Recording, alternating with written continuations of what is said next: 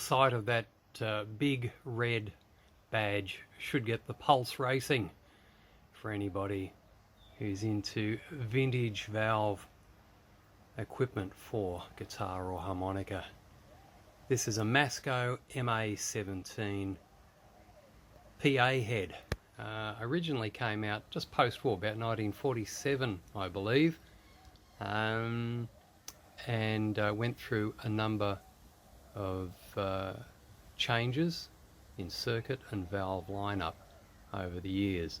I don't know which one we have here, but I shall start on the voyage of discovery.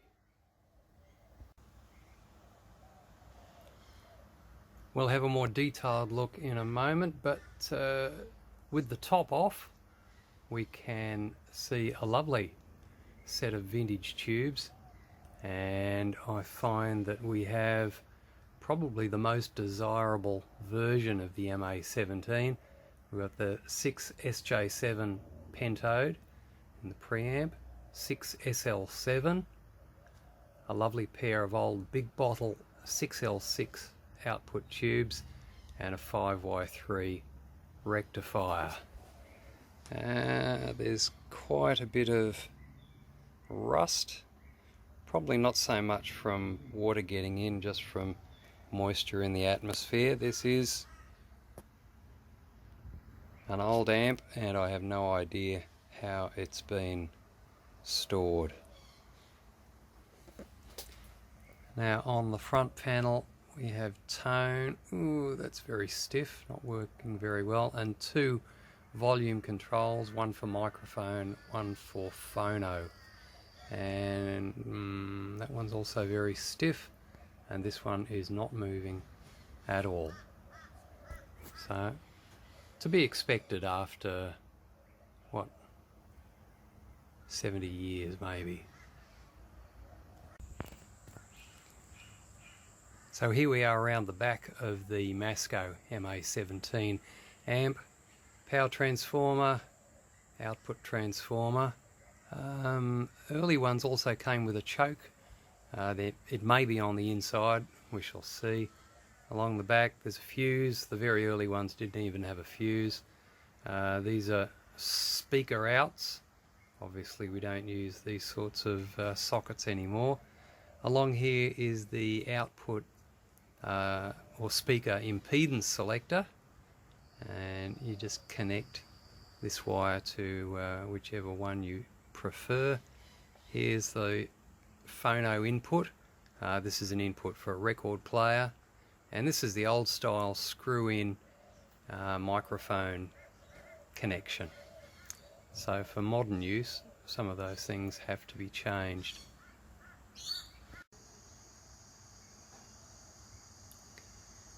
Underneath the amplifier, the innards are protected from prying fingers by a nice steel panel, and let's have a look.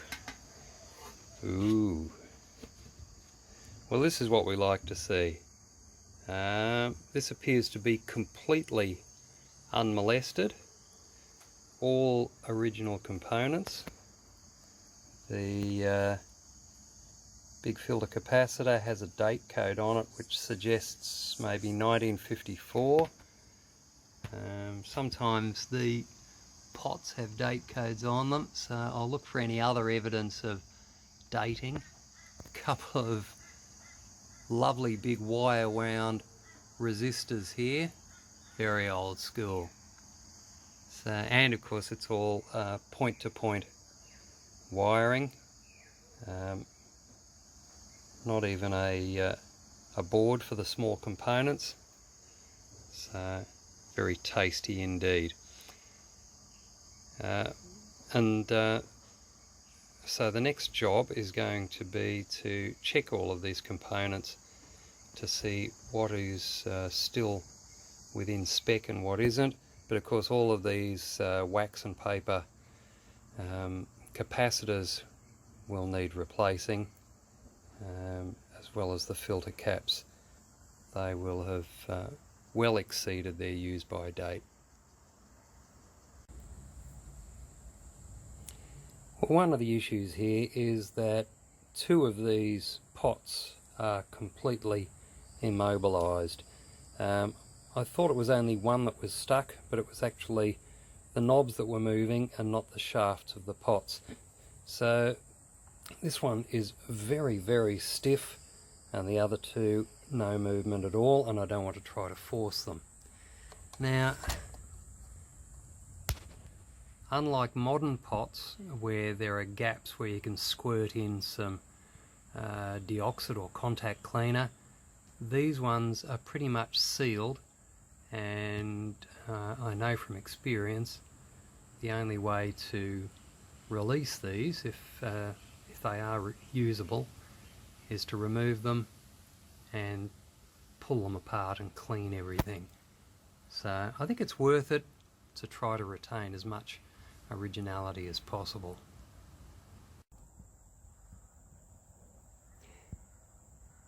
I've enlisted the help of the big soldering iron to melt the solder and remove the ground wires from the back of the pots, so that I can remove those pots and try to get them loosened up.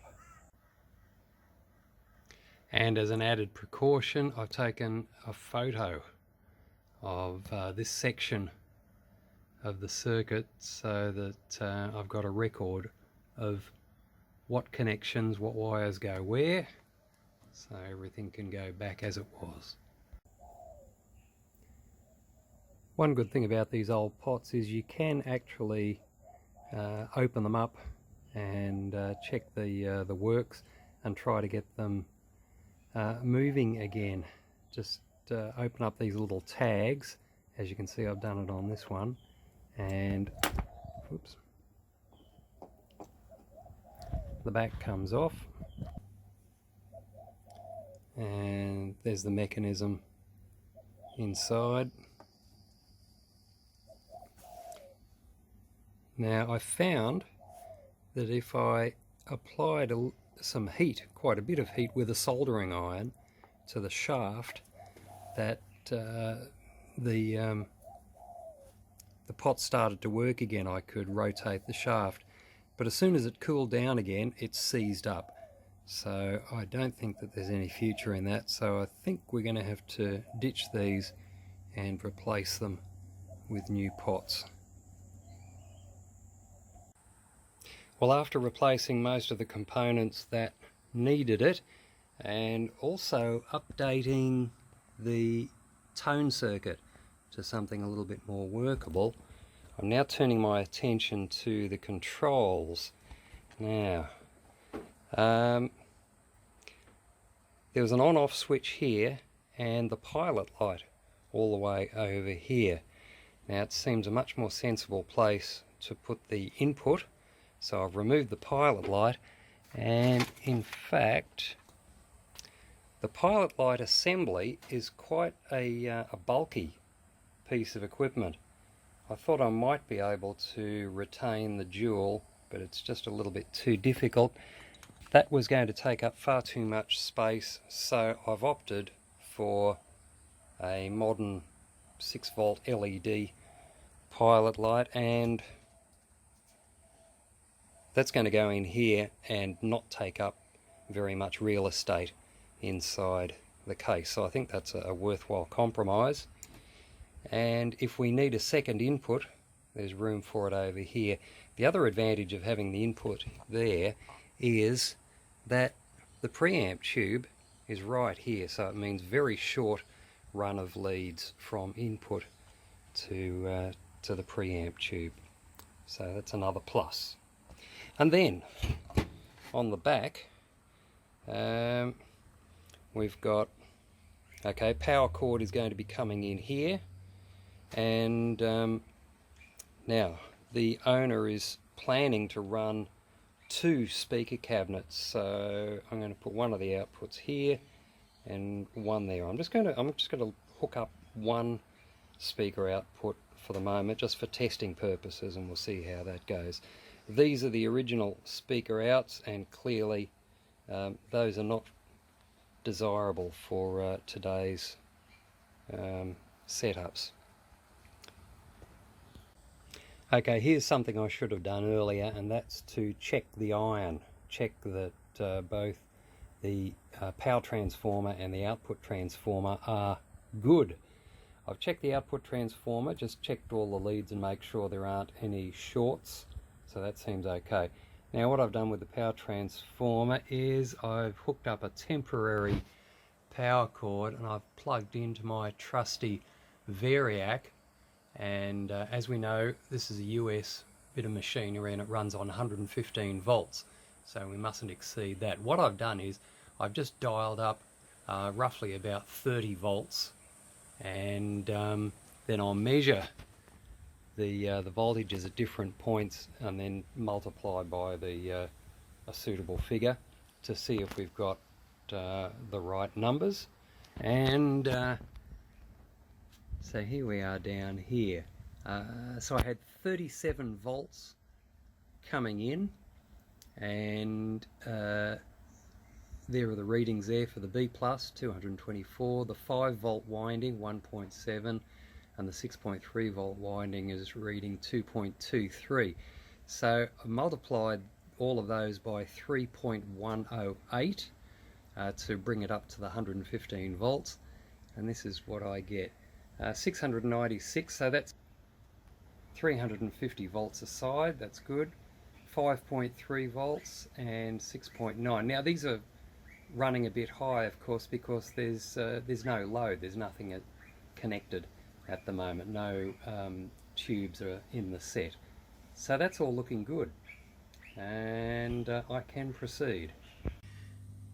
Now I don't know whether the valves that came with the Masco are good uns or not. I do actually have a valve tester, but at the moment I don't have bench space to set it up and check the valves. So here's an old-fashioned way of checking your valves, and that's by putting them into a known working unit that uses the same valves. So this is basically a little champ styled home built amp, and I'm going to check the 6L6s and the 5Y3 rectifier. So I've plugged in one of the big bottle 6L6s from the Masco and turned it on. We've got a lovely glow there from the filament, and let's see if it works. 1 2 check, 1 2. Obviously it does, so I'll move on to check the others. The 6L7 and the 6SJ7, I'll have to see if I've got other amplifiers that use those in order to check them. Well, glory be, most of those 70-year-old valves proved to be still okay. Unfortunately, one of the big bottle 6L6s was dead, and I couldn't have another one on hand that would match up, so I've put a matched pair of Rusky 5881s, which should pass muster as a replacement. So the 5Y3 rectifier, tick, that's good. The 6SL7, tick, that's also good. I didn't have another amp on hand using a 6SJ7, so we'll just assume that one is okay for now, but I do have another one from my stash on hand should that prove to be not the case. I think we're getting close to the point where we can fire this up and see if it makes some noise for us.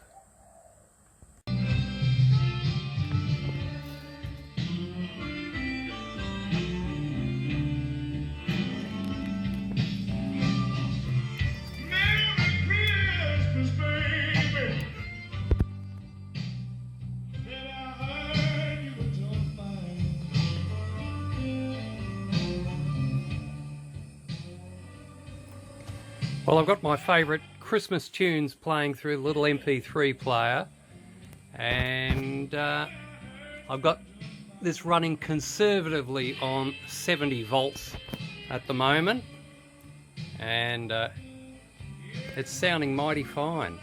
Plenty of volume.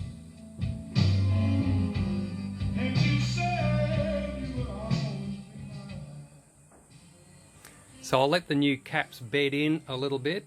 I'm not going to crank it up to full voltage, but this is indeed very good news that the old bugger is working. Well, I've now got the amp running at full throttle through a step-down transformer, and it is quite a loud little beast, and I thought that it might be useful to tame that somewhat.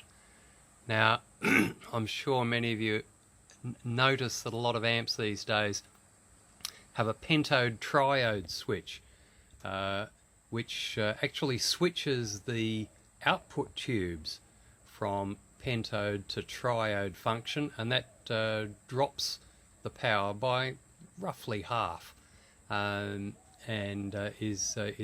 makes the amp more useful in lower volume situations.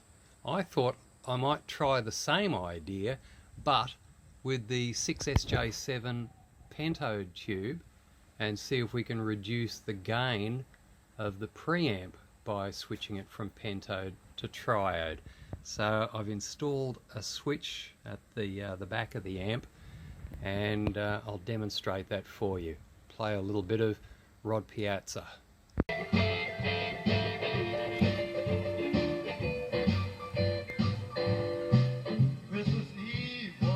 Well, the amp is running in pentode phase at the moment. I'm going to quickly switch power off and switch it to triode, power back on, and I hope this is coming through the system, but there's a noticeable reduction in output there. There's no standby switch, so I'm turning the amp off each time to avoid a big pop as I switch from triode to pentode and back again. So we're in low power mode of the preamp. Just going to switch off, back to pentode, boom, up comes the volume again.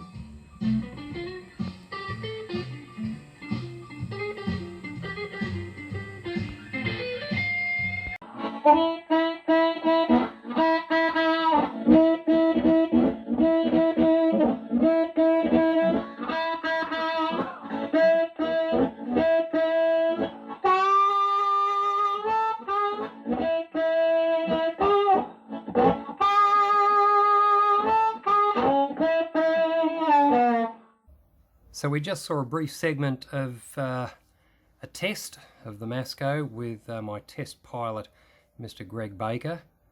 Sounding pretty good, but there was a little bit of room for improvement. One thing was the overambitious tone circuit that I'd put in just wasn't working properly, so we're going back to a much simpler Fender style treble cut tone control. And the next thing is that overall the amp was a little bit bright, and we're going to try to get a little bit more lower frequencies, a little bit more bass coming through the circuit, and this is what I propose to do. I'm going to change some of the coupling capacitors. So this one here, which is between the preamp tube and the phase inverter, currently 0.01, I'm going to increase that to 0.02, and then the two coupling caps between the phase inverter and the output tubes, there's one here and another one down here. Again, they're currently 0.01 microfarads.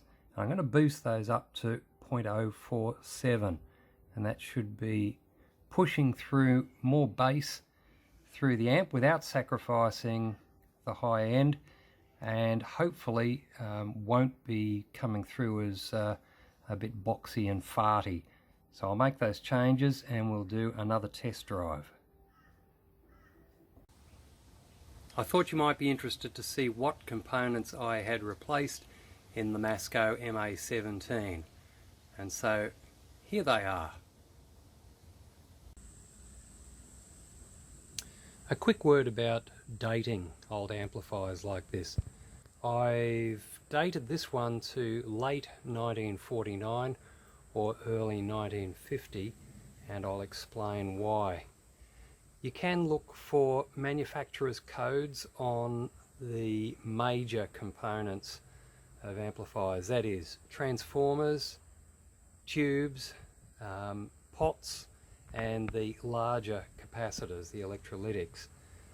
In the USA, there will be a 3-digit or maybe a 6-digit code. If it's a 6-digit code, the first 3 digits will be the EIA manufacturer's code. Every manufacturer had their own 3-digit code, and from that you can identify who made the component, and then the other 3 digits give you the year and month of manufacture. Now, this is not an infallible system because there were exceptions, and the system really only works up until about 1960 because things changed quite a lot after that. Now, the transformers do not have codes on them, so no help there. The tubes, of course, tubes could be replaced, but the pair of matching 6L6s that were with the set certainly look as though they could be original. They're Sylvanias, and as you can see there's a code of 952. That's the 52nd week of a year ending in 9. Now, it's not 1959 because they weren't making these big bottle 6L6s then. Must be 1949. And it's assumed that they are the original tubes. Some of the other tubes have codes which indicate that they may have been replaced somewhere along the line. But they're all within a couple of years of that date.